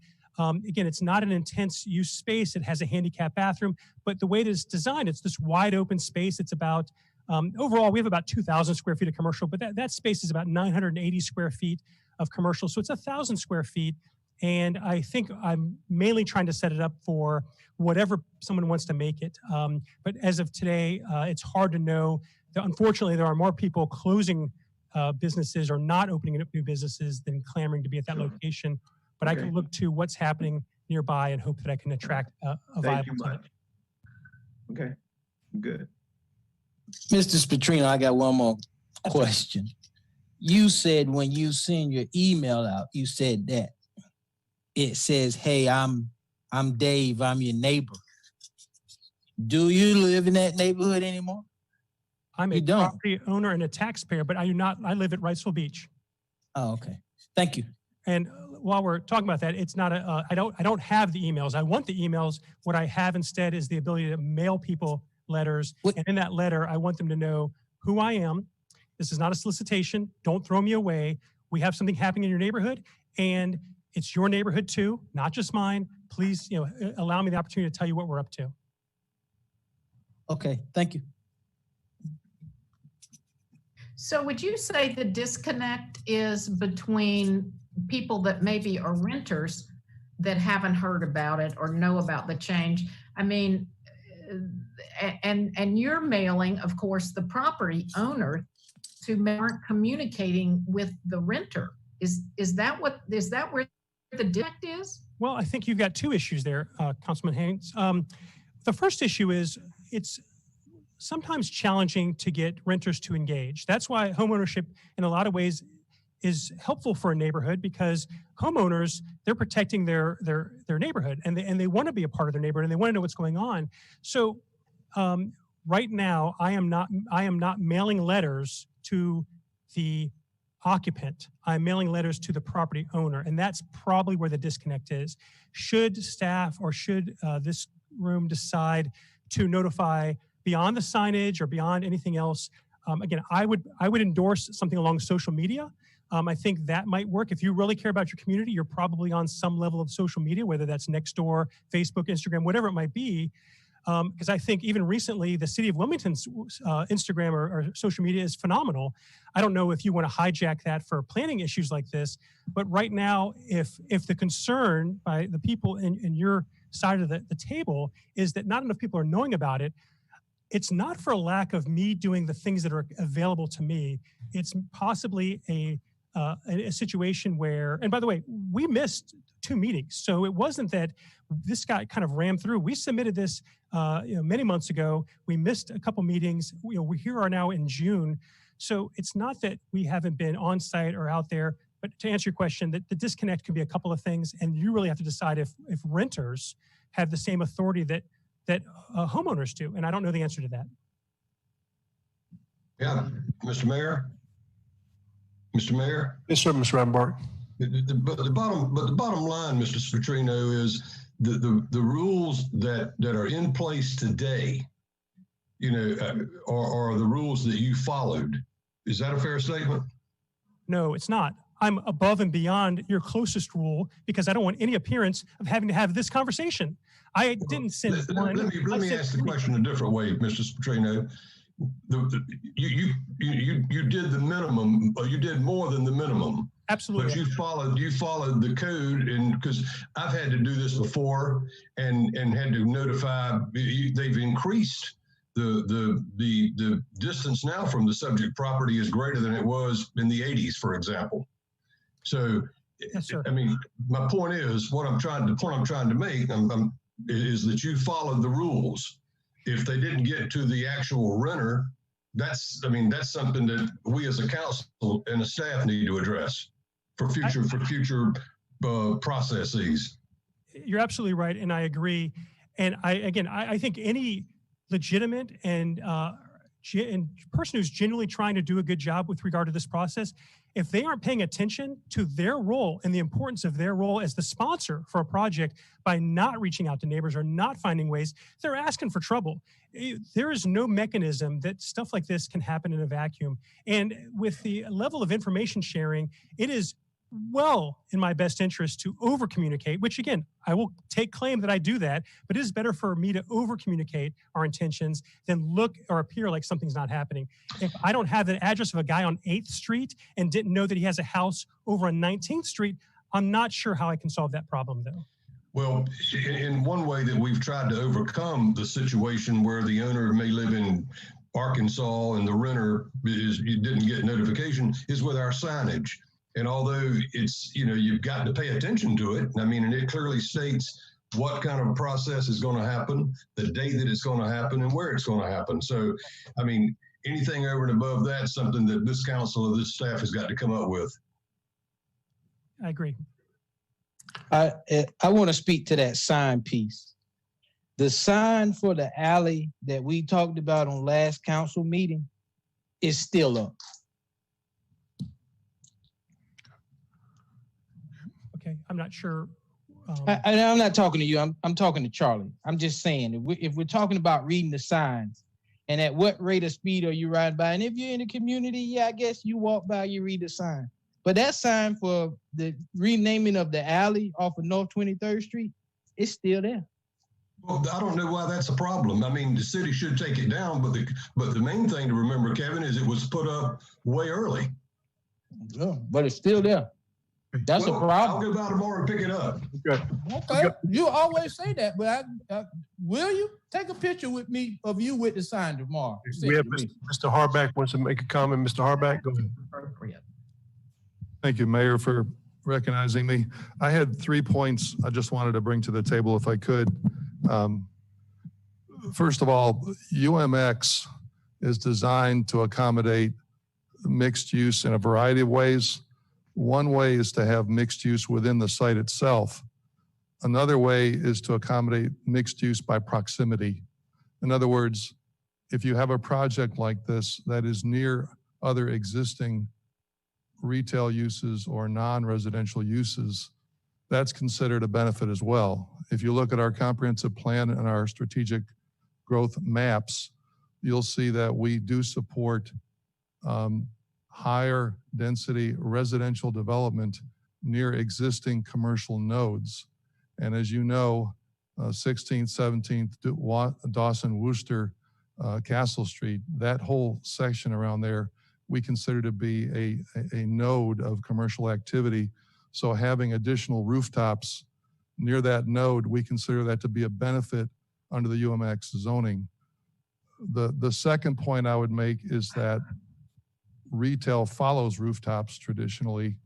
So if we can create additional rooftops close to where services are available, that's also a benefit, because the people that are occupying those units within those rooftops will support the businesses in the area. And so everybody within that area benefits from the additional commerce, enhancement in services, enhancement in discretionary spending that will benefit the immediate area around the project. And the last thing I would mention is that about the signage, we do believe that that is one of the more effective ways of letting nearby residents know about a project. In addition to the information that was mentioned, there's also a phone number on the signage, and we do get a lot of calls from area residents who will call that number and talk to staff to find out about the project. And I think even, I'll conclude by saying, what I understand is one of the reasons why the transportation bond from several years ago passed was because of the signs. People relate to signs on site more so than they relate to information on a website or information by other means.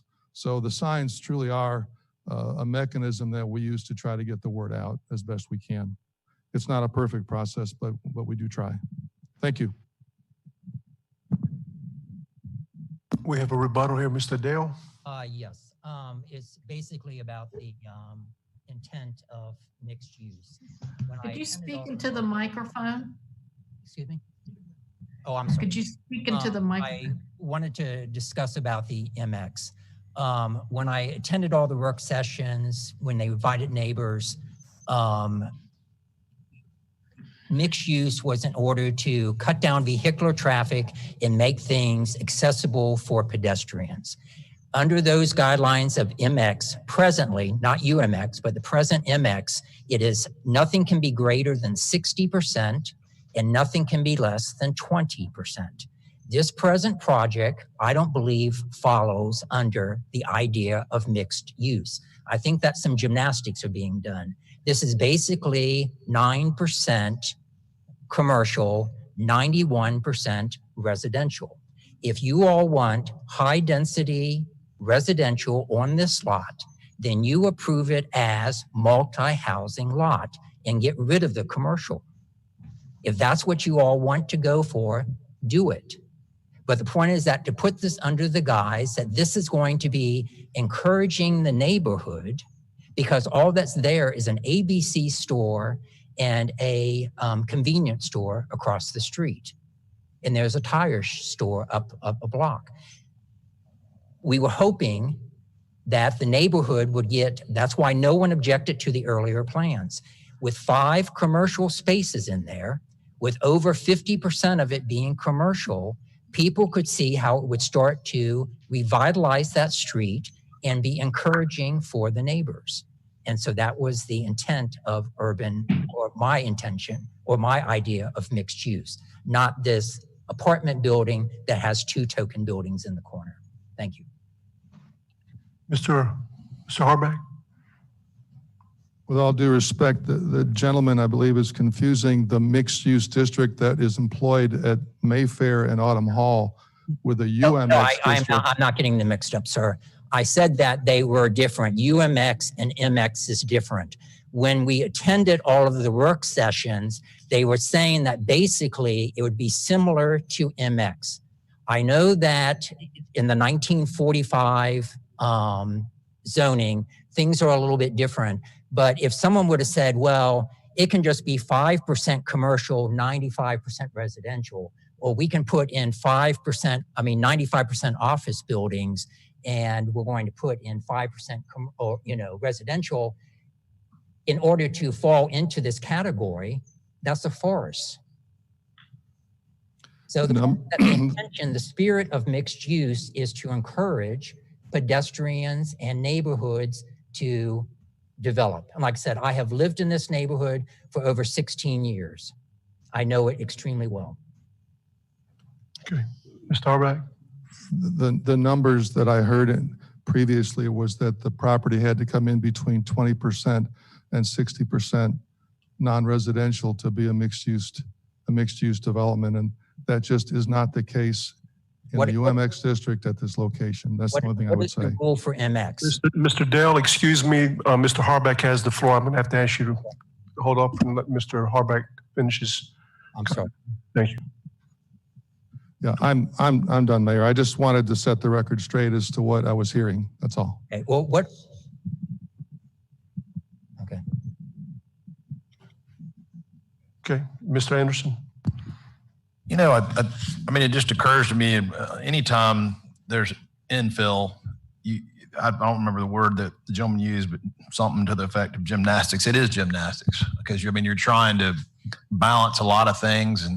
And I think of the project that's currently approved there, you know, you get one complaint where, you know, I'm worried the neighbors that are directly adjacent are worried about parking. Well, this has a lot better parking situation. What did you lose to get the parking? You lost commercial. So, I mean, there's trade-offs to, and some of these come about from speaking to the neighbor. The neighbors are, I don't want, you know, and the developer reacts, and then as you can see, there are gymnastics. They're trying to make it work and make it, you know, as many people, make it work for as many people that live around them as possible. I think the other thing that occurs to me, I mean, it's the whole ground floor is commercial with the exception of ingress and egress. I don't think, you know, commercial is really going to work on the second floor. So it's really a matter of trading parking for commercial. I think we may find ourselves having to revisit this whole UMX thing. Again, the world's changing so much. I mean, as Dave said, I mean, who's going to rent it? You know, right now, retail, you know, we're going to have more people go out of business than certainly an open business in the rest of this year and probably the next. And there's even a longer term trend there prior to COVID. So what goes in there, it's going to be harder and harder.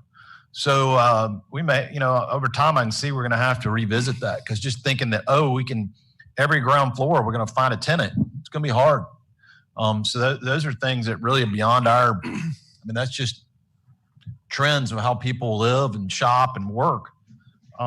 So I guess I think the gymnastics I don't think it's trickery. It's trying to make it work for the next door neighbors by giving them more parking. That's just my view of it. That's because I remember when the last project passed, it was just, I mean, you got the guy was just trying to cram as many profit centers as he could on the property.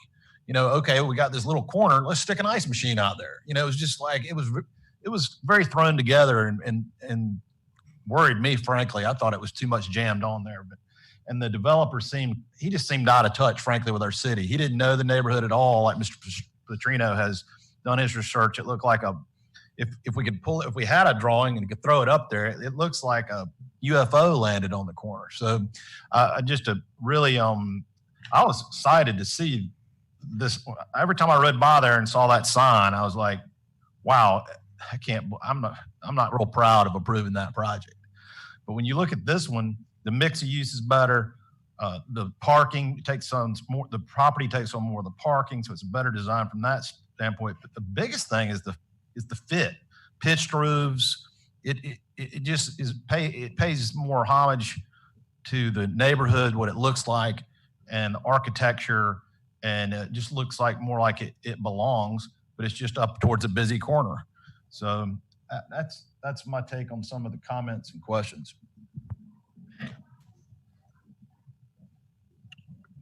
Mr. Dale, did you have anything you want to finish? Yes, a couple of points. From what I have reviewed of the plans, no, it is not commercial, strictly on the first floor. Your applicant can address that, but if it was strictly commercial on the first floor, that would be 6,000 square feet approximately of commercial space, which would be 33%.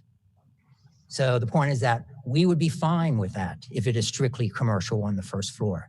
That's what the prior building was. That's why no one was objecting to the prior building. The other question I had for I believe his name was Mr. Hardick, would you please tell me the proportions that are used for MX, which was used for the example when we did the work sessions? They said that it needed to be 3 out of 5 groups, which was office, residential, commercial, entertainment, and I'm sorry, I don't remember the 5th one, but nothing could be, you had to have at least 3, nothing could be greater than 60%, and nothing could be less than 20. That was the push that was made during these work sessions, which was put out by zoning and planning. Is that, or is that not correct? Because I just looked at the zoning book yesterday. Starback. That is not correct. Well, what is the proportion, sir? You are speaking about MX true and tried. I agree with you 100%. I'm saying that when the zoning had meetings with neighbors trying to change lots to UMX, they said that it would basically be in that spirit of MX, trying to promote pedestrian use and trying to get commercial spaces in where things would make things more dense and to put commercial spaces into things. So the point is that the examples that they used were the MX proportions. What are the MX proportions? Is all I'm asking. I mean, what are the MX proportions?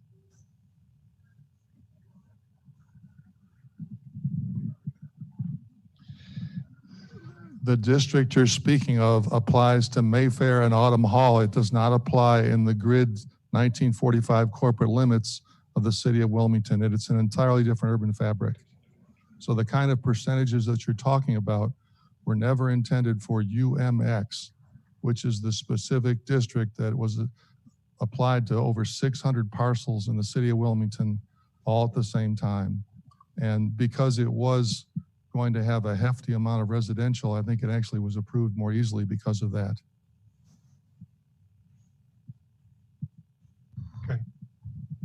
Okay, I will let you go. I'm sorry, excuse me. Ms. Haynes. Ms. Haynes, did you have a comment? Okay. May I just say one more thing? Yeah. I don't know if you're ready to close the public hearing or what, but I just went back. I'm always driving home the comprehensive plan, and it's the citizens design plan in the 2 years. And on this particular project that we're looking at tonight, there are 48 sections. And what happens is the staff evaluates whether each particular section, compatibility, mixed use development, all of that, whether there are 4 categories. Let me get back to that. Strong support, modest support, little blue circles, or modest support, half a circle, or the negatives are modest non-support or strong non-support. So on this particular project, there are 48 comments or situations that are analyzed.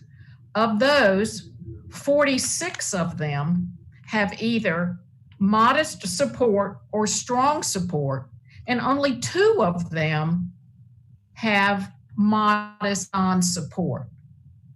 So, we ask the citizens to work for 2 years to come up with this comprehensive plan. And for me, we should incorporate that into what our decisions are. Okay, well, thank you very much for your time. Thank you.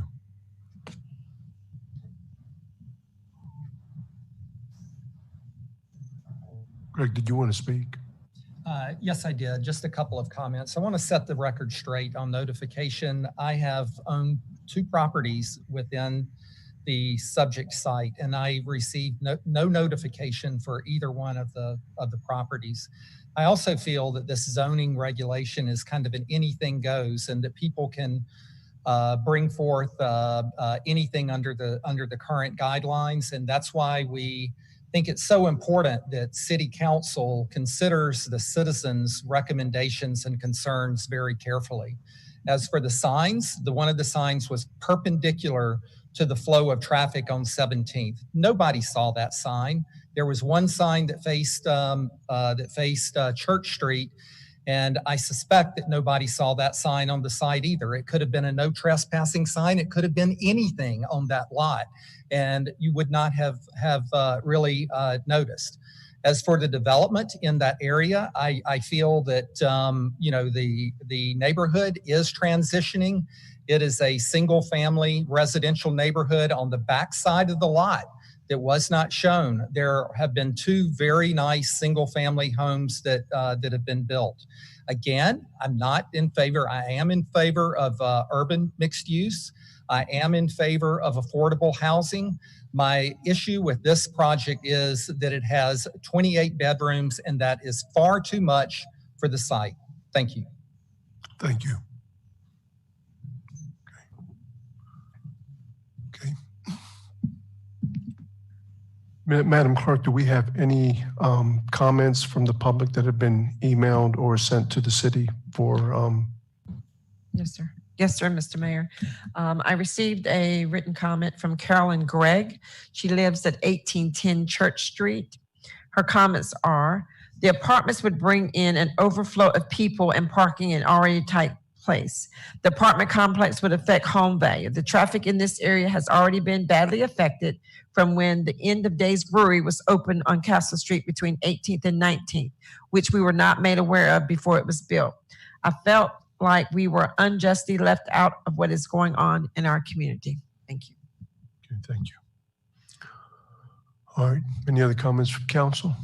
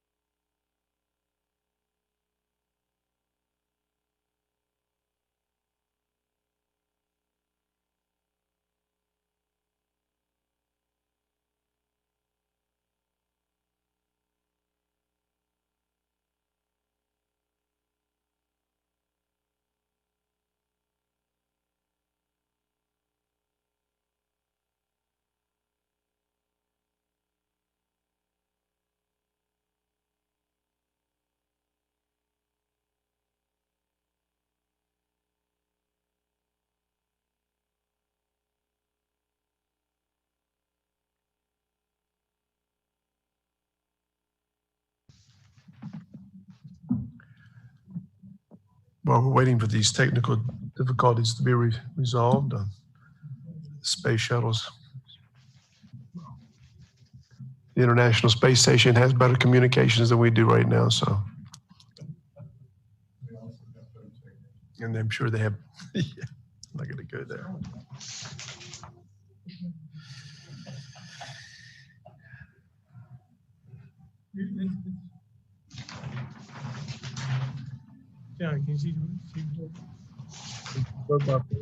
If Mayor Pro Tem wants to participate via mobile phone, as long as she will identify herself. And Mr. Mayor, if you identify that you recognize her voice, then that will be perfectly acceptable. Ms. Haynes? Yes, I'm here. My electricity went off and I got kicked out. I would like to vote on this item. Okay, we have Mrs. Haynes on the phone, so I will take the vote now. Mr. Barnett has made the motion, second by Mr. Rivenbark, so I will begin with you. Mayor Pro Tem Haynes, how do you vote? I vote aye. Yes. Okay, we have a yes vote. Councilmember Rivenbark? Aye. Councilmember Anderson? Aye. Councilmember Barnett? Aye. Councilmember Spears? No. Okay, the chair. So that motion has been approved. This will be held over to our next meeting since we are not waiving any second readings at this point in time. That brings us to our next item of business, which is our ordinances. Item 01 is an ordinance amending the Land Development Code, Chapter 18. Excuse me, Mr. Mayor. Yes. The second reading, you need to announce, come back at your next meeting, which is June the 11th, which is June the Thursday. 11th? Yes, we will be holding this item PH1 for a second reading on June the 11th. And that would be at 9 a.m. 6:30? No. That is Thursday morning at 9:00 a.m. Thursday morning at 9:00 a.m. on the 11th of June. Yes. In these chambers. Yes. Okay, thank you. Okay, that brings us to our next item of business, which are ordinances.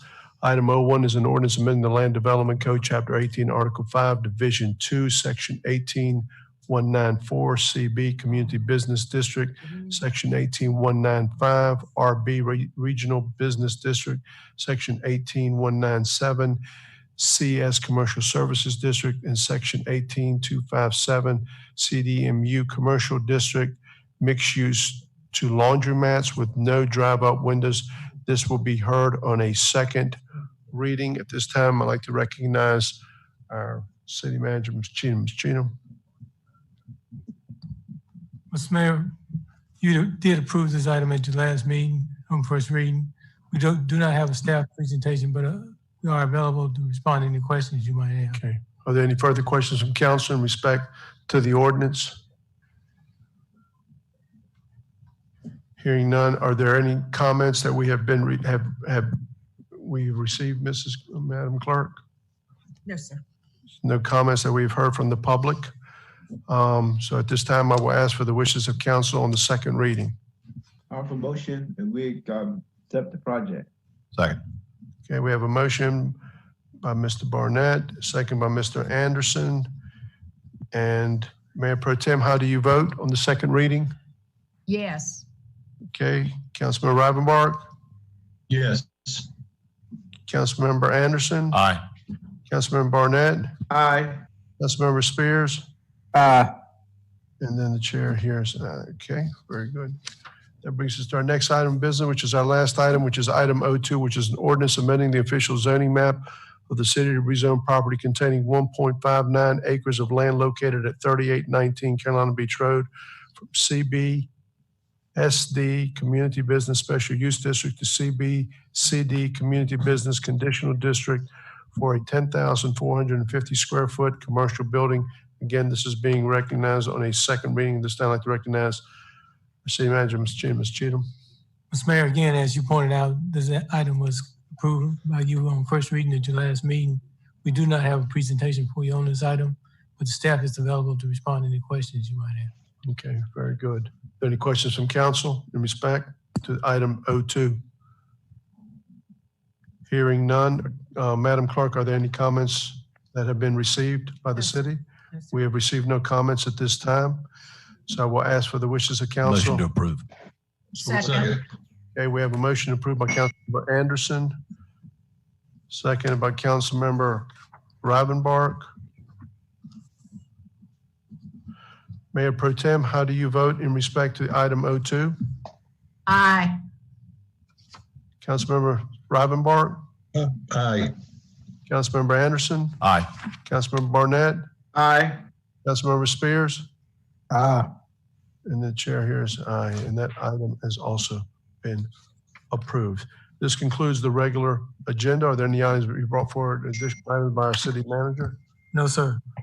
Our city clerk? No, sir. City attorney? No items. Okay. Councilmember Barnett? Yes, sir. Want to thank the citizens for remembering to practice staying safe. The coronavirus is still among us, and we want to make sure that people do those 3 W's. Wear masks, wait, and of course, wash your hands. And then I do want to also mention the death of George Floyd, and we're praying that our city as well as our country really thinks about some things that we could do that are substantial, things that will last, not just a short-term fix, but some real serious discussions on some of the issues that we're facing as a country. And then, of course, the last thing I want to remind people of is to fill out your 2020 census. When you fill out those, the county and the city gets money for every person that's in your house. It's really crucial, because if you don't do that, that's 10 years of finances that the city and the county will be losing. So please remember to do those things. Thank you, Ms. Barnett. Mr. Rivenbark? No, sir. Madam Pro Tem? Mayor Pro Tem?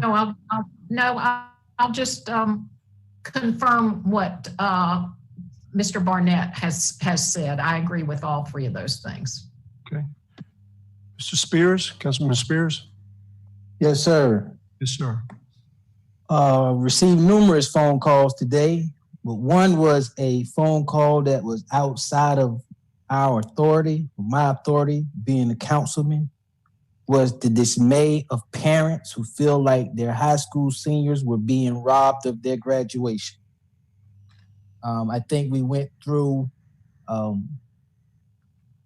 proper or just due for seniors to have a graduation ceremony on their outside, on their football field. And unfortunately, the city, not the city council, the school board voted against that. And they're having some ceremony, and they have to wait in their cars for 2 to 3 hours for a ceremony at Cape Fear Community College. And this citizen who called felt like she was stonewalled by the school board and just wanted someone who would listen to her. And I did, and I had a great conversation with this lady, really, really pleasant lady. And just wanted to speak of the fact that we are here to serve our citizens. We're not here in some monarchy capacity. We're here the people put us here, and we're here to do a job. And I think we need to add a little bit of humanity in the decisions that we're making as a governing body and governing bodies. Thank you. Thank you, sir. Mr. Anderson? By the way, that vote over the school board was a split vote. It was a 4-3 vote. It wasn't unanimous. Mr. Anderson? I'll just add, I didn't have anything, but Kevin got me. I have a senior, and they were robbed.